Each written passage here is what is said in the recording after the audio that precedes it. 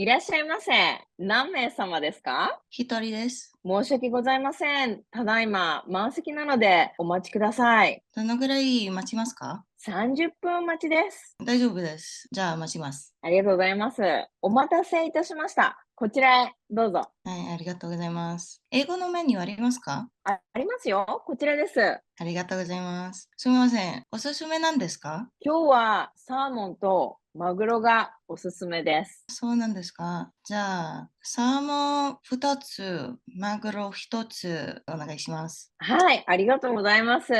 お飲み物何にしますか？オリジナルコーラありますか？ありますよ。以じゃあ、上でオリジナルしょうか？以上で。お待たせしました。こちら、マグロとサーモン以上でお揃いですか？はい、以上です。ありがとうございます。はい、ごゆっくりどうぞ。すみません。お会計お願いします。現金かカードでどちらがお支払いしますか？カードでお願いします。はい、こちらサインお願いいたします。ごちそうさまでした。ありがとうございました。またお越しください。ありがとう。Amazing. Pretty actually long conversation, but you did well done. So welcome to my YouTube channel, Tiana-san. Thank you so much for joining. You just actually finished this Japanese conversation and pretty long, like restaurant conversation. How was it? It was really good. I was nervous at first, but I feel like I remembered most of it. Amazing. And especially you just finished the lesson after 9 hour sessions. Tell me about yourself. Why you started learning Japanese? So what is actually the motivation for you? I've always loved the Japanese culture and I really love anime. So that kind of first got me into Mhm. it. And then I actually have a trip coming up in November, so in like a month. So I really wanted to be able to speak respectfully and respect the culture and be able to speak Japanese when I'm there. So that was like the short term goal. But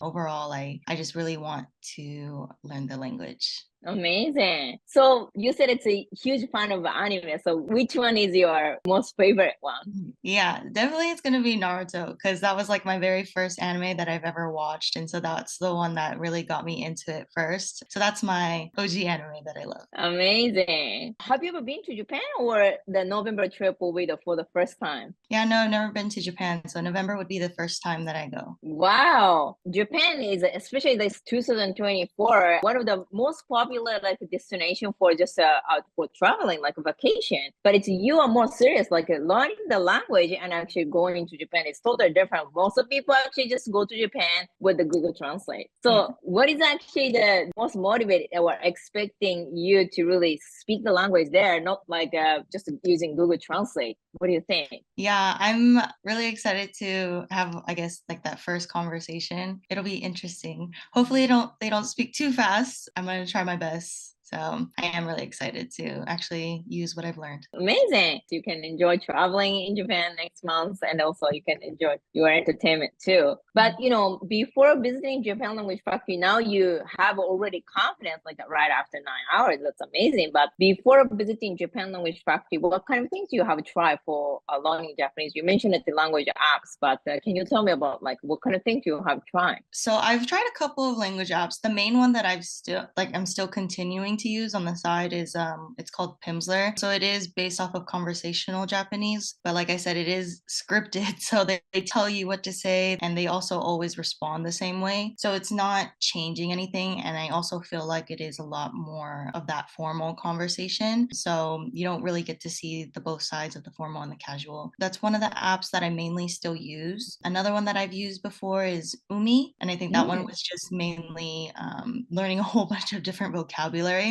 So that one has its downfalls too, because it just doesn't tell you how to actually use it in a sentence. But they did give you like anime references where they would say the words. But then again, I feel like a lot of the anime, they have a different vocabulary when they speak. So I think those are mainly like the two that I would use or have used. But yeah, besides that, just this course now. Amazing. Thank you so much. So you have used Pimsleur, which is like audio training, but it's too scripted, too like formal conversation. Maybe it's Mhm. sometimes difficult to learn what is a casual conversation, more natural, like just not too formal, not too business style. So you wanted to learn a more casual daily conversation. Yeah. And also it was just like giving you a whole bunch of vocabulary that I would never use. Like it was teaching me how to say newspaper. But I just felt like it was a lot of conversations that I really wasn't like interested in like having, or I wouldn't see myself having those conversations. So that was, yeah, another point with that. Like I had more questions about other subjects rather than what they were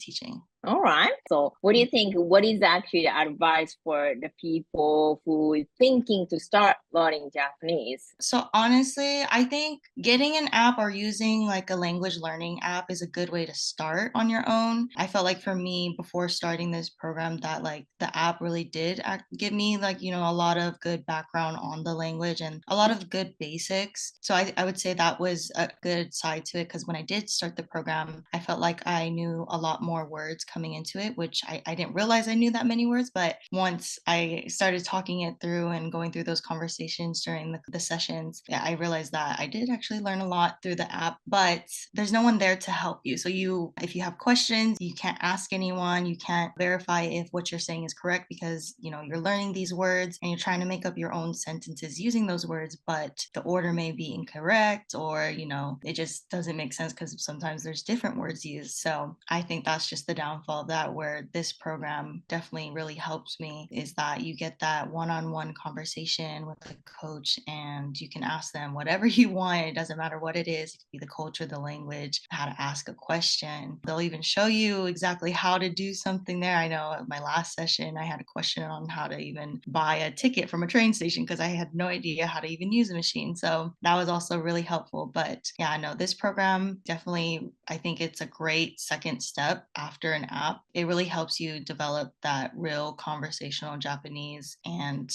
yeah, I just feel like I would want to continue with, using this program, even for the next level, just to really push myself to get to my goal. And I feel like that, yeah, this program can really help me do that. Amazing. People actually can't believe you, like, oh, learning Japanese, whoa, it's super hard. In 9 hours, how do you really make a progress? Like, people actually sometimes think learning Japanese in 2 months, nah, that's never gonna happen. So what do you think? What can you actually give it advice? It's difficult to really figure out what would be the best learning structure. So if you actually describe it's just a 9 hours progress, how do you actually describe to those people like who is really struggling to find the best way? Being able to just be motivated. You have to be motivated to want to learn the language, first of all. So if the motivation's not there, it is going to be difficult. But once you find what motivates you, it honestly, it gets more and more motivational when you see that you're learning more and more. So like you start from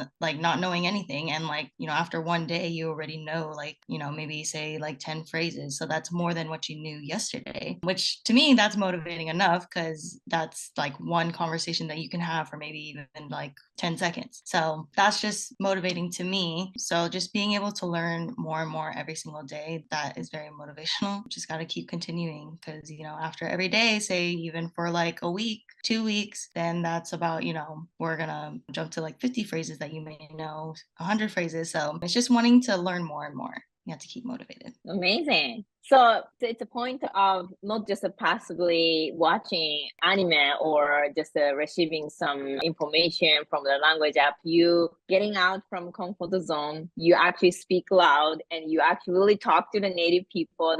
It has a fear, nervous because maybe you feel like you are saying maybe something wrong. But I think the point is to get out from your comfort zone and you try. So you see the actual progress and eventually you really understand what they're talking in anime or even the people, right? Yeah, I think once you get out of your comfort zone and you get over that first initial like conversation, I think then again that kind of throws into like the whole motivational part. Once you get that first conversation over with, I feel like it just becomes, a lot easier and easier. And, until it becomes the point where all you really think is, okay, I'm just gonna start speaking in Japanese, which that's the point I want to get to. Amazing. So you are just beginning, level 1, 9 session, you finish with Chihiro. So we have even the level 2, level 3, some people even really become more fluent in the various conversation topics. Depending on how much you become fluent, there are lots of opportunities. So what kind of level you want to reach it? Yeah, I definitely want to reach that next level too. Ultimately in the future, I definitely want to just be able to understand understand and be able to just speak any conversational Japanese. It doesn't matter what context it is. I just want to be able to at least understand, 50% of it, and then, move from there, because I know that there's a whole bunch of different types of, conversations, but, it's just putting myself out there, and hopefully, yeah, I can reach that next level and level 2 and be a lot more fluent. Amazing. All right. Thank you so much, Tiana. Thank you.